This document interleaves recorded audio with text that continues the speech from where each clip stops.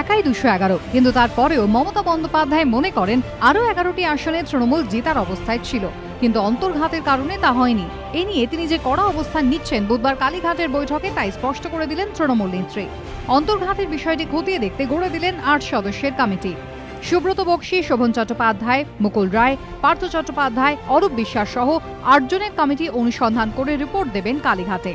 সূত্রের খবর, যে 11টি আসনে অন্তর্ঘাতের কারণে হারতে হয়েছে বলে তৃণমূল শীর্ষ নেতৃত্ব মনে করে তার মধ্যে রয়েছে নদিয়ার রানাঘাট উত্তর পশ্চিম এবং রানাঘাট দক্ষিণ।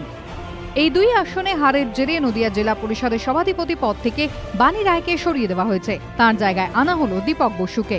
শুধু তাই নয়, নদিয়ার দলের পর্যবেক্ষকও বদল করেছেন মমতা বন্দ্যোপাধ্যায়। পার্থ চট্টোপাধ্যায়ের জায়গায় দায়িত্ব দেওয়া হলো অভিষেক বন্দ্যোপাধ্যায়কে।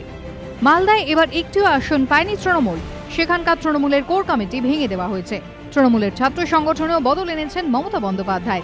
অশোক রুদ্রর জায়গায় তৃণমূল ছাত্র পরিষদের সভাপতি করা হয়েছে রবীন্দ্রভারতী বিশ্ববিদ্যালয়ের প্রাক্তন ছাত্রী, উত্তর 24 পরগনার বাসিন্দা জয়া দত্তকে। শুক্রবার শপথ গ্রহণ, তার আগে এদিনের বৈঠকে মন্ত্রিত্ব নিয়েও বার্তা দেন তৃণমূল নেত্রী।